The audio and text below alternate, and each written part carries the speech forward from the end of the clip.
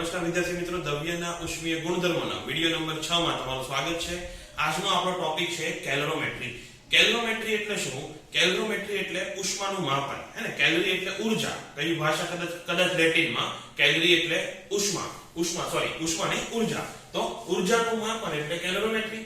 એમાં આપણે શું કરશું કે કોઈ પદાર્થને તમે કેટલી ઉષ્મા આપો તો એના તાપમાનમાં કેટલો વધારો થાય, અથવા જ્યારે બે અલગ અલગ તાપમાનવાળા પદાર્થને એકબીજાની બાજુમાં રાખો એટલે કે સંપર્કમાં લાવો તો કયા પદાર્થમાંથી કયા પદાર્થમાં ઊર્જાનો ફ્લો થશે અને એના કારણે જે તાપમાનનો ફેરફાર આવશે કેટલો આવશે એ બધી વસ્તુની ચર્ચા કરવાની છે. એમાં કેલરીમેટ્રીમાં એની થિયરી તમે ફરીથી બોર્ડ્સમાં જોઈ ગયા છો. અત્યારે આપણે ખાલી અમુક બેસિક શબ્દો જોવાના છે જે આપણે શબ્દોનો ઉપયોગ કરશું. અમુક વ્યાખ્યાને નહીં લખાવું પણ એના સૂત્રો તમારે યાદ રાખવું પડશે.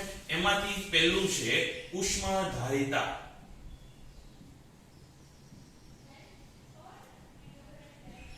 ઉષ્માધારિતા એટલે શું કે કોઈ પદાર્થને તમે ઉષ્મા આપો તો તેનું તાપમાન વધવાનું છે, અથવા જો પદાર્થનું તાપમાન ઘટતું હોય એટલે કે એમાંથી ઉષ્મા મુક્ત થતી હશે તો 1 સેલ્સિયસ તાપમાન વધારવા માટે તમારે એને કેટલી ઉષ્મા આપવી પડે. કોઈ પદાર્થનું તાપમાન 1 સેલ્સિયસ વધારવા માટે કેટલી ઉષ્મા આપવી પડે એને શું કહેવાય? ઉષ્માધારિતા. એને આપણે દર્શાવશું કેપિટલ S થી.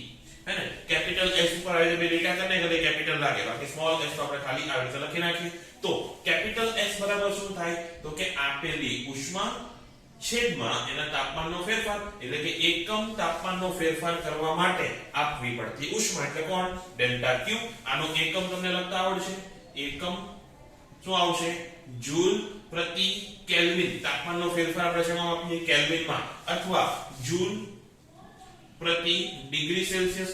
તાપમાનનો જો ફેરફાર હોય તો પછી કેલ્વિનમાં માપો કે સેલ્સિયસમાં માપો કોઈ ફરક નહીં પડે. આ વસ્તુ મેં ફરીને કીધી છે.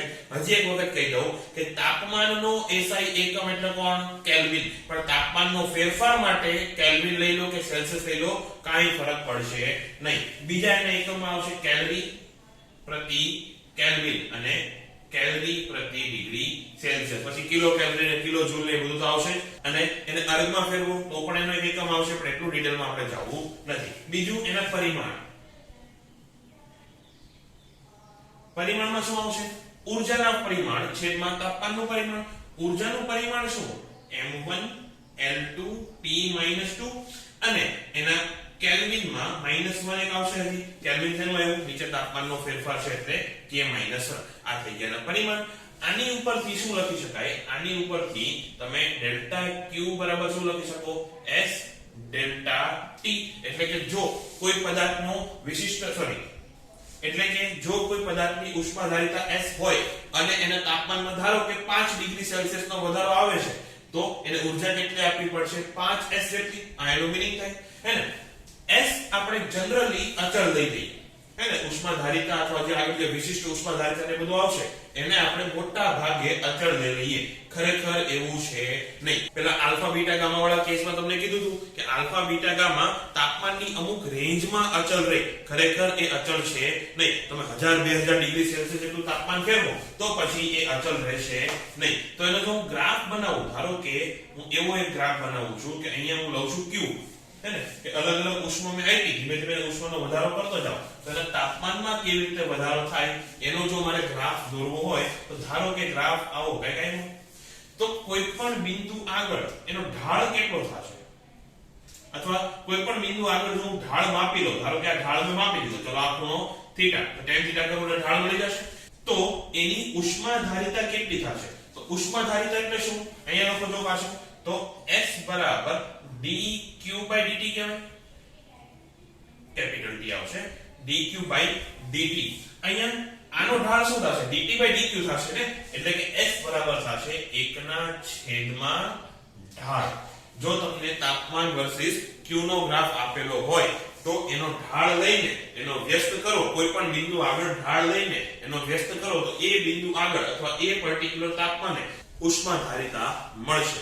અને બીજી એક વસ્તુ એ યાદ રાખવાની કે ઉષ્માધારિતા છે ને એ કોઈ પદાર્થનો ગુણધર્મ નથી, એ વસ્તુનો ગુણધર્મ છે.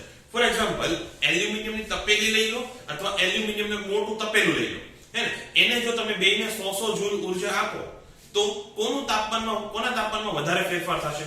સીધી વાત છે, તપેલીના તાપમાનમાં વધારે ફેરફાર થશે. શું કામ? કારણ કે સાઈઝ એની નાની છે, દળ એનું ઓછું છે, તો ઓછા કણોમાં ઉષ્માનું વિભાજન થશે, હે ને? એટલે તપેલીનું તાપમાન જલ્દી વધશે. એટલે જો તમે ડેલ્ટા ક્યુ સમાન આપો, બે પદાર્થો કોણ છે? બંને એલ્યુમિનિયમ જ છે, તો બંનેને સમાન ડેલ્ટા ક્યુ આપતા તાપમાનનો ફેરફાર અલગ અલગ આવ્યો, એટલે બે માટે S અલગ અલગ થશે.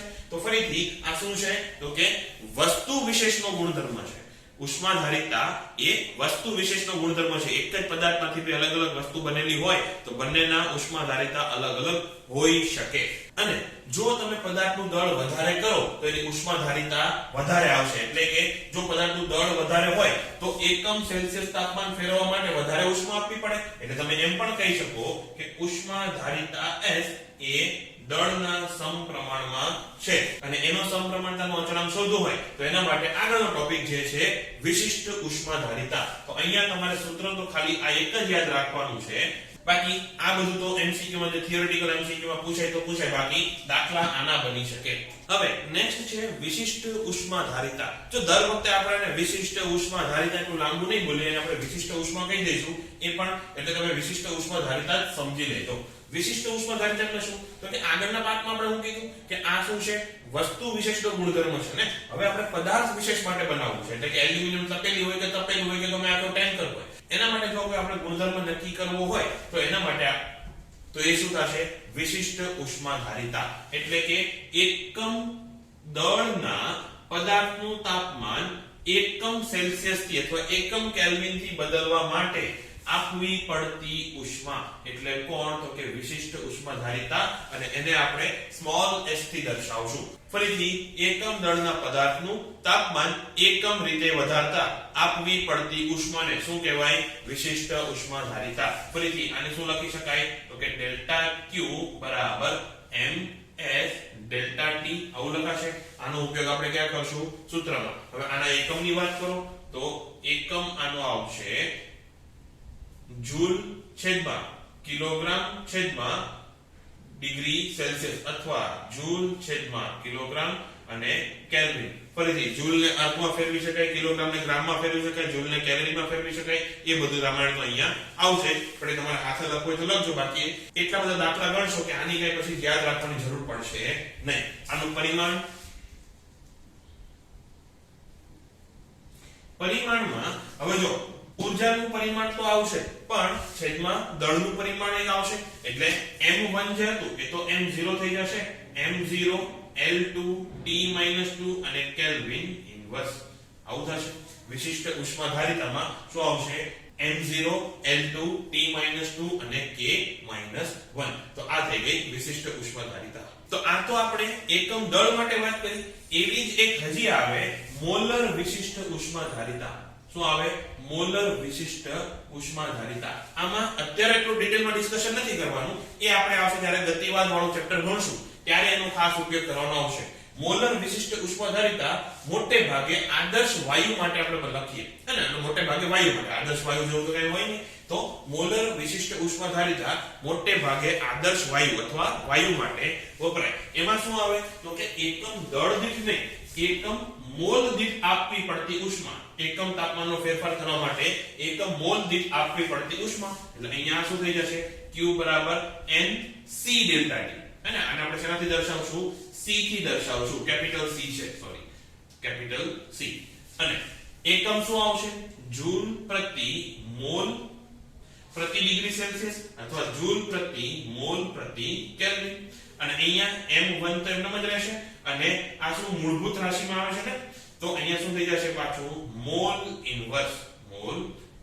આ થઈ ગયા એના પરિમાણ. આટલું ડિટેલમાં તે લખી નાખો. પછી આનાથી વધારે ડિટેલ જે છે એ આપણે ગતિવાદ વાળા ચેપ્ટરમાં અને થર્મોડાયનેમિક્સમાં જોઈ લઈશું. એના પરિમાણ આ થશે. બીજું મોલર ઉષ્માધારિતા, મોલર વિશિષ્ટ ઉષ્માધારિતાના બે પ્રકાર. એક છે અચળ કદે મોલર વિશિષ્ટ ઉષ્માધારિતા અને અચળ દબાણે મોલર વિશિષ્ટ ઉષ્માધારિતા. હજી આમાં ડિટેલમાં નથી સમજાતો, ખાલી એના પ્રકારમાં આપણે લખી નાખો કે મોલર વિશિષ્ટ ઉષ્માધારિતાના પ્રકાર: અચળ દબાણે મોલર વિશિષ્ટ ઉષ્માધારિતા અને અચળ કદે મોલર વિશિષ્ટ ઉષ્માધારિતા, Cp અને Cv. આટલું ખાલી લખી નાખો, ડિટેલમાં પછી વાત. હવે ચોથી જે રાશિ છે એનું નામ છે ગુપ્ત ઉષ્મા. એને ગુપ્ત કેમ કહેવાય? તો પહેલા એવું સમજી લો કે ગુપ્ત ઉષ્મા વપરાય ક્યારે? જ્યારે તમને અવસ્થામાં ફેરફાર દેખાય, હે ને? અવસ્થામાં ફેરફાર એટલે શું? ઘન અવસ્થામાંથી પ્રવાહી અવસ્થા, પ્રવાહી અવસ્થામાંથી વાયુ અવસ્થા, અથવા વાયુમાંથી પ્રવાહી અને પ્રવાહીમાંથી ઘન, અથવા ઘણી વખત ઘનમાંથી વાયુ અને વાયુમાંથી ઘન પણ બને, હે ને? એને શું કહેવાય? અવસ્થામાં ફેરફાર. જ્યારે અવસ્થામાં ફેરફાર થાય એને શું કહેવાય? એ સમયે જે ઊર્જા આપવી પડે એને શું કહેવાય? ગુપ્ત ઉષ્મા. એને ગુપ્ત ઉષ્મા કેમ કહેવાય? ધારો કે એક બીકરમાં તમે બરફના ચોસલા લીધા, એને તમે કઈ ઊર્જા આપી કે એટલે કે તમે નીચેથી ગરમ કર્યું, તો બરફના ચોસલા કેટલા ડિગ્રી સેલ્સિયસ હતા? તો કે 0 ડિગ્રી સેલ્સિયસ હતા. હવે તમે એને ઉષ્મા આપો એટલે શું થશે? બરફમાંથી પાણી બનશે. પાણી બને એ પણ કેટલું બનશે? 0 ડિગ્રી સેલ્સિયસ. અત્યાર સુધી આપણે શું જોયું હતું કે તમે કોઈ પદાર્થને ઉષ્મા આપો તો એના તાપમાનમાં વધારો થાય, એમાંથી જો તમે ઉષ્મા લઈ લો તો તાપમાનમાં ઘટાડો થાય. અહીંયા જુઓ તો પહેલા તાપમાન કેટલું હતું? 0 ડિગ્રી હતું. હજી કેટલું છે? 0 ડિગ્રી છે. તો આપેલી ઉષ્મા ગઈ ક્યાં? હે ને? એ આપણે ચોખ્ખી દેખાય નહીં કે ઉષ્માને કારણે કઈ તાપમાનમાં વધારો થયો કેવું નહીં. એટલે એને શું કહેવાય? ગુપ્ત ઉષ્મા. આ ઉષ્મા શું છે? છુપાયેલી ઉષ્મા છે. તમે જે ઉષ્મા આપી એ છુપાઈ ગઈ. ખરેખર આ ઉષ્મા ક્યાં વપરાણી? તો એ જે ઘન પદાર્થ હતો એના બંધ તો વધારે સોલિડ હોય, હે ને? વધારે એકદમ મજબૂત હોય, એને તોડવા માટે વપરાણી. ફરીથી આ તમે જે ઉષ્મા આપી એ ઘન પદાર્થના બંધ તોડવા માટે વપરાણી. એટલે અવસ્થામાં ફેરફાર માટે જે ઉષ્મા વપરાણી એટલે એનું તાપમાન વધ્યું નહીં, અને એને શું કહેવાય? ગુપ્ત ઉષ્મા. ગુપ્ત ઉષ્માના ખરેખર 3 પ્રકાર, હે ને?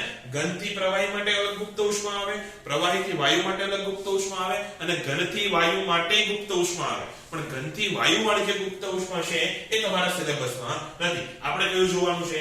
ઘન પદાર્થમાંથી પ્રવાહી પદાર્થમાં અથવા પ્રવાહી પદાર્થમાંથી ઘન પદાર્થમાં ફેરવવા માટે આપવી પડતી ઉષ્મા. આ એનો પ્રકાર નંબર 1 થઈ ગયો. એને શું કહેવાય? એને કહેવાય ગલન ગુપ્ત ઉષ્મા. એને શું કહેવાય?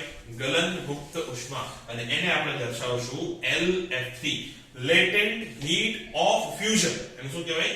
લેટેન્ટ હીટ ઓફ ફ્યુઝન. ફ્યુઝન એટલે ગલન થવું, ગલન એટલે જામવું, અથવા પીગલન એટલે ઓગળવું. તો એ શું થશે? લેટેન્ટ હીટ ઓફ ફ્યુઝન. અને એ શું છે? તો કે લેટેન્ટ હીટ ઓફ ફ્યુઝન એટલે એકમ દળ દીઠ જરૂરી ઊર્જા. પ્રવાહીનું ઘન કરવા માટે અથવા ઘનમાંથી પ્રવાહી ફેરવવા માટે એકમ દળ દીઠ જે ઊર્જા આપવી પડે એટલે શું થઈ ગયું? ડેલ્ટા Q ના છેદમાં m. અને ફરીથી આનું સૂત્ર શું બનશે? તો કે ડેલ્ટા Q બરાબર mLF. એ શું થશે? mLF. એવી રીતે આવે નંબર 2 કે પ્રવાહીમાંથી વાયુ અથવા વાયુમાંથી પ્રવાહી બનાવવા માટે જે ઉષ્મા આપવી પડે અથવા ઉષ્મા એમાંથી જે લેવી પડે એને શું કહેવાય? બાષ્પાયન. બાષ્પાયન ગુપ્ત ઉષ્મા. લેટેન્ટ હીટ ઓફ વેપરાઇઝેશન. વેપરાઇઝેશન એટલે અહીંયા આપણે V લખ્યો. એમાં પણ સૂત્ર તો સેમ જ કે LV બરાબર ડેલ્ટા Q ના છેદમાં m. એટલે અહીંયા પાછું ડેલ્ટા Q શું થશે? ડેલ્ટા Q થશે mLV. આ થઈ ગયું ગુપ્ત ઉષ્મા. અને એના એકમમાં શું આવશે? જૂલ પ્રતિ કિલોગ્રામ. અહીંયા પણ જૂલ પ્રતિ કિલોગ્રામ. અને પરિમાણમાં શું આવશે? ચલો લખી નાખીએ. એકમ જૂલ પ્રતિ કેજી અથવા કેલરી પ્રતિ ગ્રામ અથવા જૂલ પ્રતિ ગ્રામ અથવા અર્ધ પ્રતિ ગ્રામ બધું લખતો નથી. એકમ અને પરિમાણ. પરિમાણમાં જૂલનું એક પરિમાણ શું થાય? m1 l2 t-2. એના છેદમાં પાછું એક m છે એટલે m0 l2 t-2. આ થશે પરિમાણ શેનું? ગુપ્ત ઉષ્માનું. હવે આજે આપણે આખી ચર્ચા કરી એને એક સિંગલ ગ્રાફ થી સમજવાની કોશિશ કરીએ. એક અડધા પેજમાં આખો આ ગ્રાફ બનાવી દેજો એટલે અત્યાર સુધી જે કંઈ પણ ચર્ચા કરી એની એક સમરી બની જશે, હે ને? એમાં આપણે y અક્ષ ઉપર શું લીધું છે? તાપમાન લીધું છે. અને x અક્ષ ઉપર આપણે લીધી છે આપવી પડતી ઊર્જા. ધારો કે તમે કોઈ પાત્રમાં એક ઘન પદાર્થ લીધો છે, કંઈ પણ હોઈ શકે, ધારો કે બરફ, હે ને? ઘન પદાર્થ લીધો છે, બરફ લીધો છે, એટલે ધારો કે એનું તાપમાન કેટલું છે? -20 ડિગ્રી એવું ધારી લો. એટલે ખરેખર 0 વાળો ગ્રાફ અહીંયા આવે, x અક્ષ અહીંયા દોરવી જોઈએ, પણ જનરલ આકૃતિ દોરું છું એટલે x અક્ષ મેં અહીંયા દોરી છે.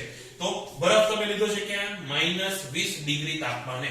એને તમે અહીંયાથી અચળ દરથી ગરમ કરવાનું ચાલુ કરો એટલે કે એકમ સમયમાં તમે જે ઊર્જા આપો છો એ અચળ છે એટલે કે x અક્ષ ઉપર તમે અચળ વેગથી આગળ વધો છો એવું કહેવાય હે ને એકમ સમયમાં ધારો કે હું 10 જૂલ ઊર્જા આપું છું દર 1 સેકન્ડે 10 જૂલ ઊર્જા આપું છું અને અહીંયા હું જો 10 ના માર્કિંગ કરું 10 20 30 40 50 એવી રીતે તો દર 1 સેકન્ડે હું એક માર્કિંગ આગળ વધતો હશે આવો એનો મીનિંગ થયો એટલે આપણે એને ઉષ્મા આપીએ છીએ એકમ દરથી હવે શું થશે તો પહેલા બરફનું તાપમાન વધશે બરફ ક્યારે પીગળે 0 ડિગ્રી થયા પછી પીગળે ને તો -20 થી 10 સુધી તો જશે એટલે એનું તાપમાન અહીંયા ધારો કે એનું -20 હોય તો -20 થી 0 સુધી વધશે અને એ પણ કેવું અચળ દરથી અને આ ગ્રાફ વખતે તમે જે ઉષ્મા આપો છો એ ધારો કે Q1 તમે જે ઉષ્મા આપી આ ગ્રાફ એટલે કે અહીંયાથી અહીંયા સુધી પહોંચવા માટે આ જે તમે ઉષ્મા આપી Q1 એ કેટલી થશે તો Q1 બરાબર થશે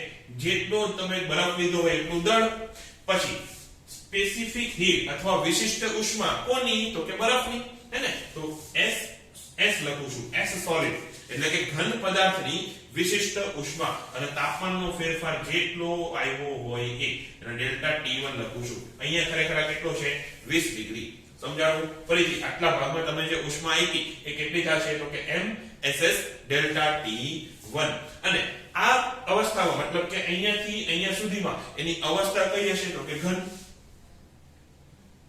આ ઘન અવસ્થામાં છે આટલું સમજાણું ચલો અહીંયા લખી નાખું કે અવસ્થા શું છે ઘન અને આનો જે ઢાળ બને છે એ ઢાળ કેટલો આવશે તો કે ઢાળ નહીં ઢાળ બરાબર આવશે 1/છેદમાં ખરેખર હું લખતા હતા આપણે તો કે ઉષ્માધારિતા પણ અહીંયા ઉષ્માધારિતા નથી આપણી પાસે વિશિષ્ટ ઉષ્મા છે ને અને વિશિષ્ટ ઉષ્મા અને ઉષ્માધારિતા વચ્ચે સંબંધ શું છે ms આ એક યાદ રાખજો આ વસ્તુ મેં કદાચ આગળ કીધી હતી મને યાદ નથી કીધી કે નહીં પણ લખી નાખજો વિશિષ્ટ ઉષ્મા જે લખ્યું ને એમાં કે વિશિષ્ટ ઉષ્મા ઉષ્માધારિતા S બરાબર દળ ગુણ્યા ઉષ્મા અથવા ઉષ્માધારિતા આજે આપણે ઉષ્માધારિતાના છેલ્લા લાઈનમાં લખ્યું હતું ને કે S proportional to S એનો જો તમે પ્રોપોર્શનાલિટી દૂર S proportional to M એનો જો તમે પ્રોપોર્શનાલિટી દૂર કરો સમપ્રમાણતા દૂર કરો એટલે શું આવશે S બરાબર ms જ્યાં S શું છે વિશિષ્ટ ઉષ્માધારિતા એટલે અહીંયા ઢાળ શું આવશે એનો ms અને એ પણ S કોનો તો કે સોલિડ નો એટલે mss આ થઈ ગયો ભાગ A હવે અહીંયા આવો બરફ મળી ગયો આપણે 0 ડિગ્રી સેલ્સિયસ હજી તમે ઉષ્મા આપવાનું ચાલુ રાખ્યું એટલે શું થશે હવે પહેલા બરફમાંથી પાણીમાં રૂપાંતર થશે બરફમાંથી પાણીમાં રૂપાંતર થાય એ સમયે તાપમાનનો ફેરફાર તો કઈ થશે નહીં એટલે જો આ લીટી આડી થઈ ગઈ એનો મતલબ શું કે T માં કાઈ ફેરફાર થતો નથી T માં ફેરફાર ન થાય એટલે કે તાપમાન અચળ હોય એને શું કહેવાય અવસ્થામાં ફેરફાર એ સમયે જે ઉષ્મા આપવી પડે Q2 એનું મૂલ્ય કેટલું હતું Q2 બરાબર હતું mLF લેટેન્ટ હીટ ઓફ ફ્યુઝન લેવાનું ને અને અહીંયા તમે શું કરો છો તો કે ઘનમાંથી પ્રવાહી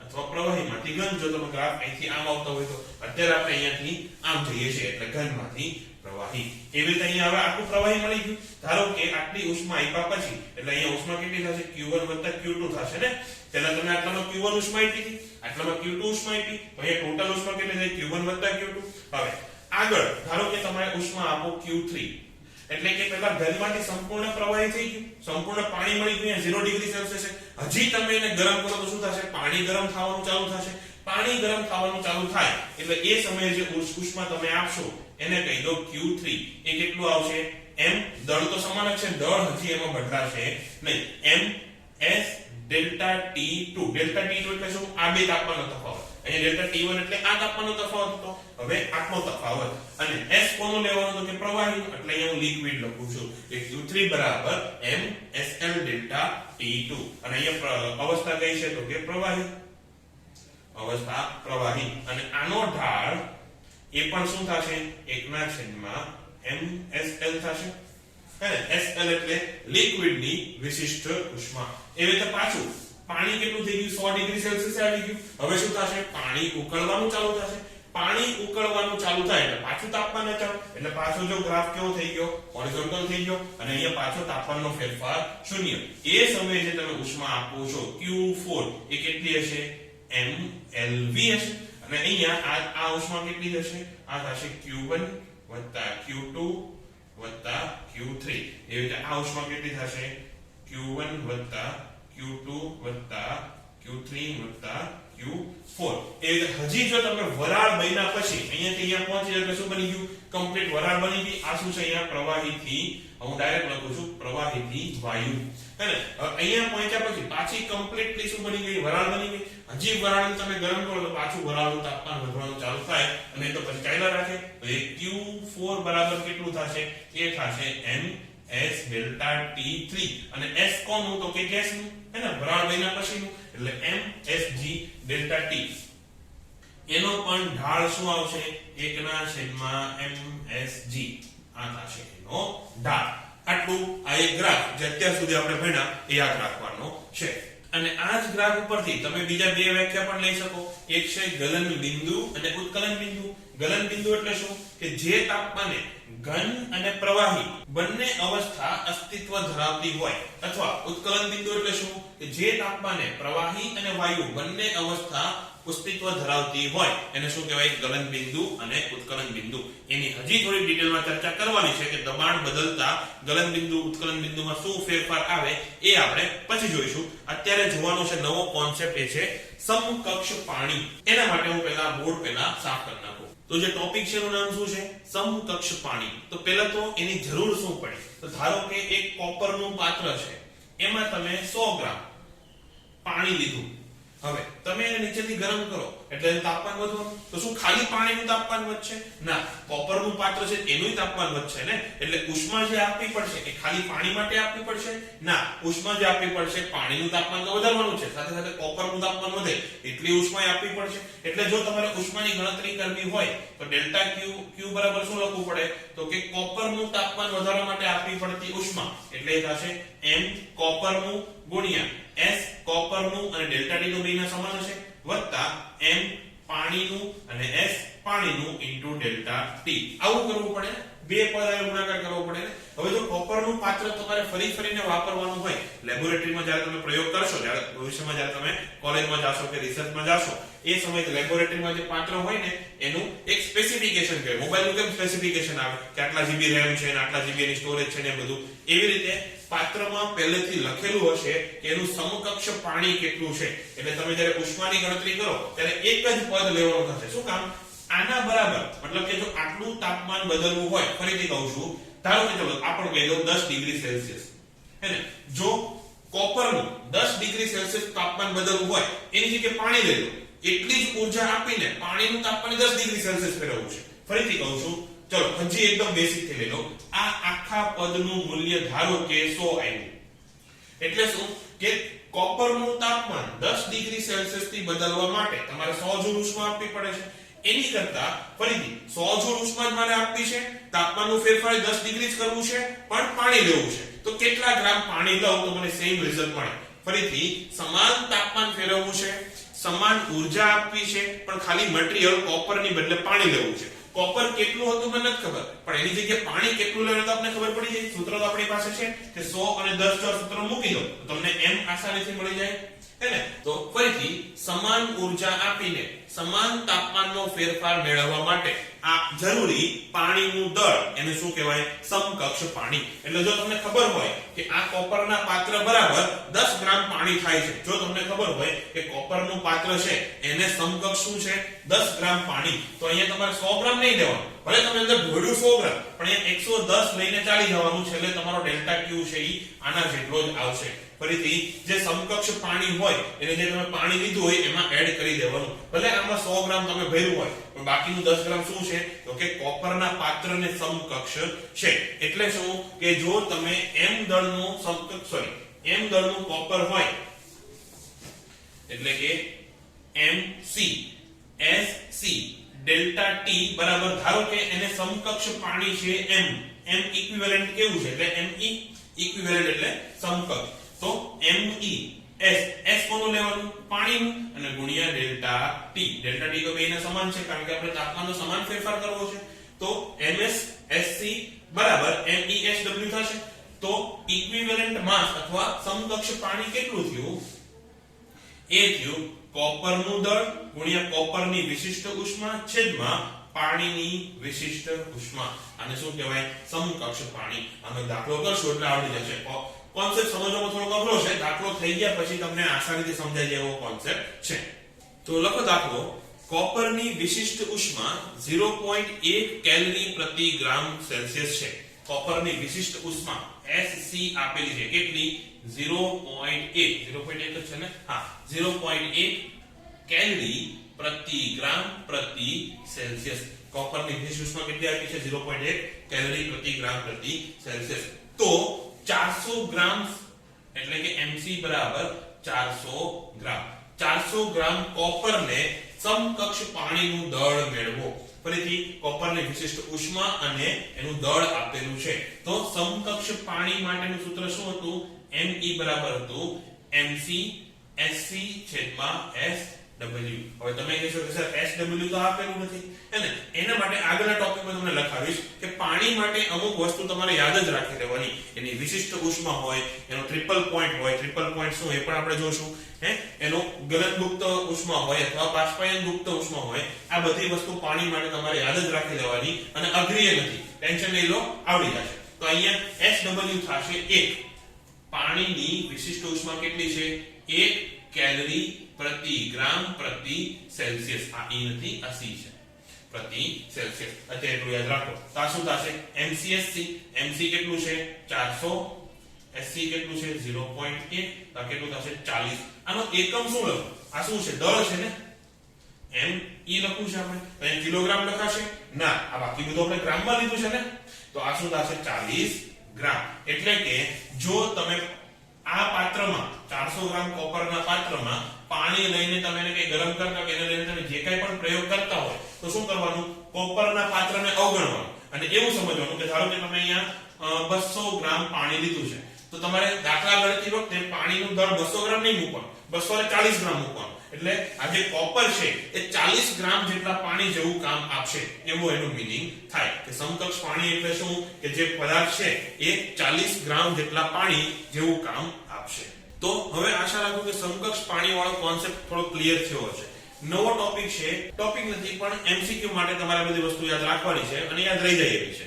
એ છે ઉષ્મા ઉર્જાના વિવિધ એકમો. ઉર્જાના એકમ આપને ખબર છે કે જૂલ હોય, અર્ગ હોય, હે ને? એ રીતે ઉષ્મા ઉર્જાના, ઉષ્મા માટે અલગ એકમ છે, બધી ઉર્જા છે ને? એમાં એકમમાં પરિમાણમાં કાંઈ ફેરફાર આવશે નહીં. પણ અહીંયા આપણે ઉષ્મા ઉર્જા માટે અમુક સ્પેસિફિક એકમો વ્યાખ્યાયિત કરેલા છે, એ જોવાનું છે. અને તમને ખબર છે કે પેલું તો કોણ આવશે?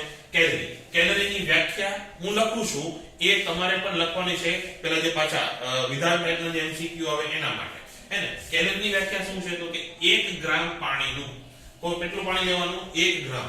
1 ગ્રામ પાણીનું તાપમાન.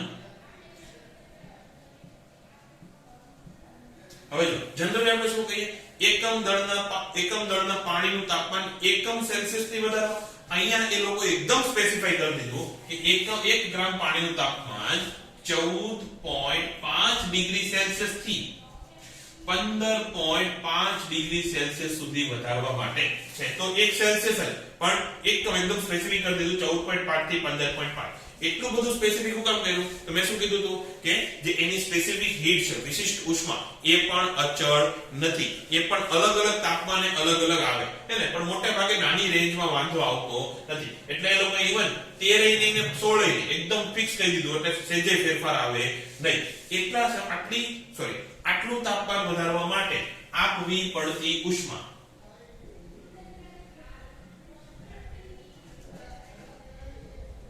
ફરીથી 1 ગ્રામ પાણીનું તાપમાન 14.5 ડિગ્રી સેલ્સિયસ થી 15.5 ડિગ્રી સેલ્સિયસ સુધી વધારવા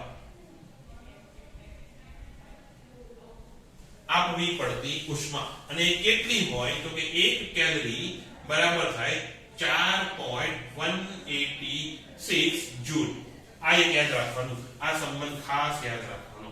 1 કેલરી બરાબર 4.186 જૂલ. એટલે બીજો એકમ આવે કિલો કેલરી. તો કિલો કેલરીમાં શું લઈ લેવાનું? 1 ગ્રામ ને બદલે 1 કિલોગ્રામ પાણી લઈ લો, બાકી બધું સેમ. તો 1 કિલો કેલરી બરાબર આવે 4.186 કિલો જૂલ અથવા 4186 જૂલ. એ શું થઈ ગયું? 1 કિલો કેલરી. બીજો એકમ જે છે એ છે BTU. BTU એટલે British thermal unit. British thermal યુનિટમાં બધું સેમ, પણ 1 ગ્રામ ની બદલે 1 કિલોગ્રામ ની બદલે પાછું 1 ગ્રામ જ લેવાનું. 1 ગ્રામ પાણીનું તાપમાન આ પા છે 1 ગ્રામ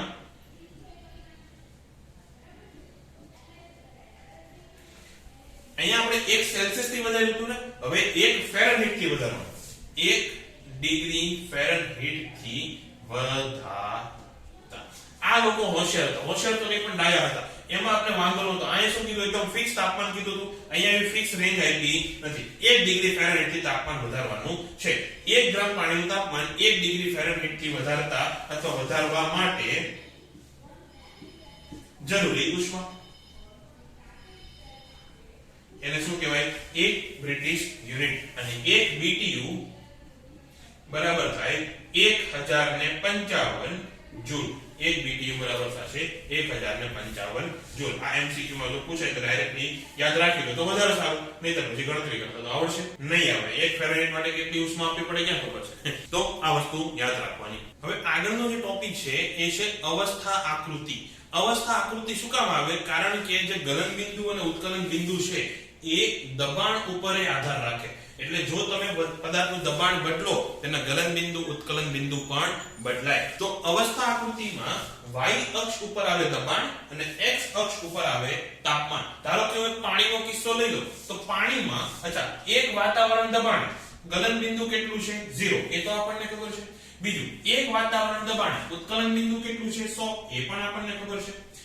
એટલે જો તાપમાન એક વાતાવરણ દબાણની અત્યારે વાત કરું છું, તાપમાન 0 થી ઓછું હોય એ સમયે અવસ્થા કેવી હશે, ઘન.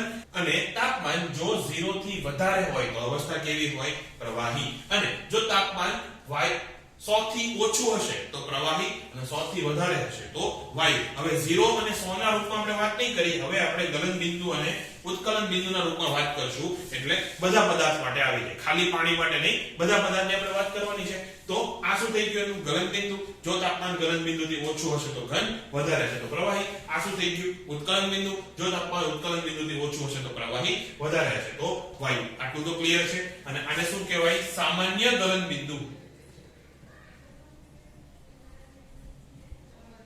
કેમ સામાન્ય, કારણ કે એક વાતાવરણની વાત થાય છે એટલે. આને કહેવાય સામાન્ય ઉત્કલન બિંદુ, હે ને, કારણ કે ફરીથી એક વાતાવરણની વાત થાય છે એટલે. હવે તમે દબાણ વધારો. જો દબાણ વધારવામાં આવે તો ગલન બિંદુ ઘટે અને ઉત્કલન બિંદુ વધે. એટલે કે જો તમે દબાણ, જો આ પાણીનો જ કેસ લઈ લો ફરીથી, જો 0 ડિગ્રી સેલ્સિયસ હોય અને તમે એનું દબાણ વધારો તો એ 0 ડિગ્રી સેલ્સિયસ માંથી કદાચ -1 ડિગ્રી પણ થઈ જાય. તો બધું ન થાય, 0 -0.1 એવું કંઈક થાય. અત્યારે ખાલી એટલું સમજી લો કે જો તમે દબાણ વધારો તો ગલન બિંદુ ઘટે. ગલન બિંદુ ઘટે એટલે ગ્રાફ ક્યાં જાય, લેફ્ટમાં જાય, હે ને. વાતાવરણ દબાણ વધારો છો એટલે y અક્ષ ઉપર જશે અને x અક્ષ ઉપર લેફ્ટમાં જશે. એટલે આ ગ્રાફ ક્યાં વધે, આમ ક્યાંક વધે. અને જો તમે દબાણ ઘટાડો તો ગલન બિંદુ વધે અને ઉત્કલન બિંદુ ઘટે. એટલે આ ગ્રાફ કેવી રીતે આવશે, આ જે ગ્રાફ આવે એ આવે આમ. એનો મતલબ શું કે આ શું થઈ ગયું, ઉત્કલન ગલન બિંદુની લાઈન થઈ ગઈ. એટલે કે ગલન બિંદુથી ઓછા તાપમાને, એટલે કે ગલન બિંદુ વાળી લાઈનની લેફ્ટમાં અવસ્થા કેવી છે, ઘન છે, અને રાઈટમાં અવસ્થા કેવી છે, પ્રવાહી. એવી રીતે આ ઉત્કલન બિંદુની વાત કરો.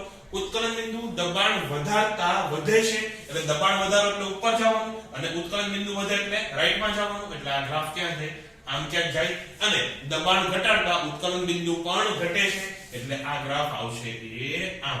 એક સમયે બંને મળી જશે. એની પછી શું, એની નીચે શું, તો ત્યાં આવે બીજો એક ગ્રાફ, એને કહેવાય ઉર્ધ્વપાતન વક્ર. આને શું કહેવાય, બરફ વક્ર, સોરી બરફ રેખા. અને આને કહેવાય બાષ્પ રેખા. ફરીથી આ બરફ રેખા, આ બાષ્પ રેખા.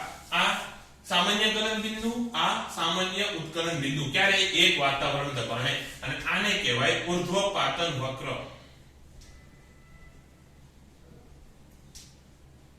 અહીંયા શું થાય છે કે ઉર્ધ્વપાતન વક્રની આ બાજુ ઘન અને આ બાજુ સીધો વાયુ. એટલે હવે સીધું ઘનમાંથી વાયુમાં રૂપાંતર થશે. આ બિંદુની આગળ ઘનમાંથી સીધું વાયુમાં રૂપાંતર થશે અને વાયુમાંથી ઘનમાં રૂપાંતર થશે. પ્રવાહી વાળો ફેઝ આવશે જ નહીં. આવું ક્યાં થાય, તો અત્યારે બધાના ઘરમાં કપૂરદાની લગભગ આવી જ ગઈ છે, હે ને. સવાર સાંજ કપૂરદાનીમાં તમે કપૂરની સ્મેલ લેતા હશો તો કપૂર ઓગળતું નથી. કપૂર જે છે એનું પાણી ક્યારે થતું નથી, એ સીધો વાયુમાં રૂપાંતર થઈ જાય છે. અથવા કાર્બન ડાયોક્સાઇડ લઈ લો. કાર્બન ડાયોક્સાઇડ શું છે?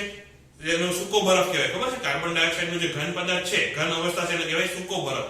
સૂકો બરફ શું કામ? જે નોર્મલ બરફ આવે એની ઉપરની સપાટી ભીની હોય. ભીની શું કામ હોય? કારણ કે ત્યાં પાણી છે, એટલે કે બરફનું પાણી થાય, પાણીમાંથી પછી વરાળ થાય. કાર્બન ડાયોક્સાઇડમાં શું થાય? બરફમાંથી સીધો વાયુ થઈ જાય, સીધો વાયુ કાર્બન ડાયોક્સાઇડ મળે, એટલે એને કેવું કહેવાય? ઉર્ધ્વપાતન કહેવાય.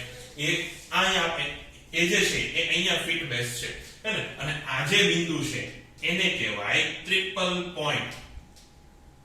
Triple point. ટ્રિપલ પોઈન્ટ એટલે શું? કે આ એવું તાપમાન છે કે જ્યાં ઘન, પ્રવાહી અને વાયુ બધા અવસ્થામાં હોય. કયા? કોઈ સ્પેસિફિક દબાણે. દર વખતે નહીં, કોઈ સ્પેસિફિક દબાણ અને તાપમાન જો તમે સેટ કરો તો એ સમયે આ ધારો કે આ દબાણ છે 0.5 વાતાવરણ. 100% સાચું નથી, ખાલી ઉદાહરણ આપું છું. ધારો કે આ દબાણ કેટલું છે? 0.5 અને આ જે છે એ ધારો કે 10 ડિગ્રી સેલ્સિયસ. કોઈ પદાર્થ માટે આ જો ટ્રિપલ પોઈન્ટ આવી રીતે મળતો હોય 0.5 વાતાવરણ અને 10 ડિગ્રી સેલ્સિયસ, તો એ તાપમાન અને એ વાતાવરણે એના ઘન, પ્રવાહી અને વાયુ ત્રણેય અવસ્થા એક સાથે અવસ્થામાં હોય. અથવા અહીંયા જો અહીંયા શું છે? ઘન અને પ્રવાહી એક સાથે અસ્તિત્વમાં છે. આ બિંદુએ ઘન અને વાયુ અને પ્રવાહી એક સાથે અસ્તિત્વમાં છે. ત્રણેય એક સાથે અસ્તિત્વમાં એક જ વખત આવે ત્યારે કોઈ સ્પેસિફિક દબાણ કે તાપમાન તમે સેટ કરો ત્યારે. અને ટ્રિપલ પોઈન્ટ નું જે દબાણ છે એનાથી ઓછું દબાણ તમે જ્યારે ક્રિએટ કરશો ત્યારે ખાલી ઘન અને વાયુ જ આવશે, પછી પ્રવાહી આવે નહીં. ફરીથી ટ્રિપલ પોઈન્ટ વાળું જે દબાણ છે એનાથી નીચે જાઓ, એનાથી ઓછું દબાણ જો તમે રાખ્યું હોય તો ઘન અને વાયુ જ આવશે. એટલે જ કાર્બન ડાયોક્સાઇડ અને કપૂર માટે જે ટ્રિપલ પોઈન્ટ છે એનું દબાણ વાળું જે મૂલ્ય છે એ એક વાતાવરણ કરતા વધારે હોય. P triple greater than 1 atmosphere. ફરીથી આ ક્યારે? કાર્બન ડાયોક્સાઇડ અને કપૂરની વાત કરું છું. કાર્બન ડાયોક્સાઇડ અને કપૂર માટે ટ્રિપલ પોઈન્ટ માટેનું જે દબાણ છે એ એક વાતાવરણ કરતા વધારે હોય. કાર્બન ડાયોક્સાઇડ હું શ્યોર નથી, પણ લગભગ 5 વાતાવરણ દબાણ એવું કંઈક હોય છે. તો પાણી માટે દબાણ છે 6.03 ગુણ્યા 10⁻³ વાતાવરણ દબાણ અને તાપમાન છે 273.16 કેલ્વિન. ફરીથી અહીંયા લખું છું પાણી માટે ખાલી. ચલો એક કામ કરીએ, પાણી માટેનો આખો અલગ ટોપિક બનાવી દઈએ, કારણ કે એના ઘણા બધા મૂલ્યો યાદ રાખવાના થશે. એટલે તો પાણી માટે જે ટ્રિપલ પોઈન્ટ છે એ ક્યારે મળશે? 6.03 ગુણ્યા 10⁻³ વાતાવરણ દબાણે અથવા પારાના 4.58 મિલીમીટર જેટલા દબાણે. આ થઈ ગયું દબાણ. ટ્રિપલ પોઈન્ટમાં બે વસ્તુ હોય, દબાણ અને તાપમાન બે વ્યાખ્યાયિત કરવા પડે. તો એનું તાપમાન કેટલું? 273.016 કેલ્વિન, એટલે કેટલું થયું? 0.01 ડિગ્રી સેલ્સિયસ થશે. અને તે કેલ્વિનમાં ફેરવવા માટે 273.15 થી બાદ કરવું પડે ને, એટલે 0.01 ડિગ્રી સેલ્સિયસ. મતલબ જો તમે આટલું દબાણ રાખો અથવા દબાણ જો તમે આનાથી ઓછું જો રાખ્યું હોય તો પછી પાણી જેવું કંઈ આવે જ નહીં, બરફમાંથી સીધી વરાળ થઈ જાય, હે ને? આટલા તાપમાને આટલા ઓછા દબાણે બરફમાંથી એ સીધી વરાળ થઈ જશે. એમાં પછી ક્યારેય પાણી અસ્તિત્વમાં આવશે નહીં. હવે આ ટ્રિપલ પોઈન્ટ થઈ ગયો પાણીની વિશિષ્ટ ઉષ્મા.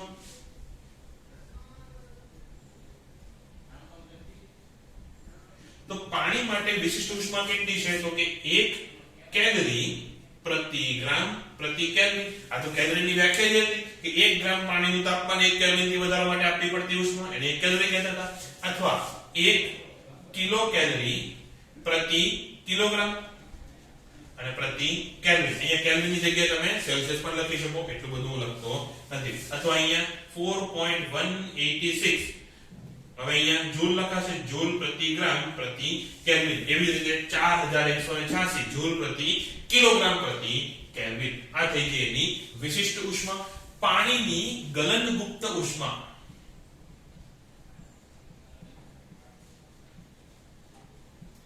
પાણીની ગલનગુપ્ત ઉષ્મા કેટલી છે? એ છે 80 કેલરી.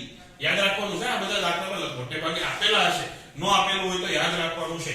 80 કેલરી પ્રતિ ગ્રામ. અહીંયા પ્રતિ કેલ્વિન આવશે, ગુપ્ત ઉષ્મામાં પ્રતિ કેલ્વિન કે પ્રતિ સેલ્સિયસ આવે નહીં. એટલે 80 કેલરી પ્રતિ ગ્રામ અથવા 80 કિલો કેલરી પ્રતિ કિલોગ્રામ, હે ને? એટલે કે 1 ગ્રામ પાણીનું તાપમાન જો તમારે 1 ગ્રામ બરફને તમારે 1 ગ્રામ પાણીમાં ફેરવવું હોય તો તમારે એને 80 કેલરી જેટલી ઉષ્મા આપવી પડે. અને હોમવર્કમાં આપું છું, અને તમારે જૂલ પ્રતિ ગ્રામમાં ફેરવવાનું છે, અને જૂલ પ્રતિ ગ્રામમાં ફેરવવાનું છે.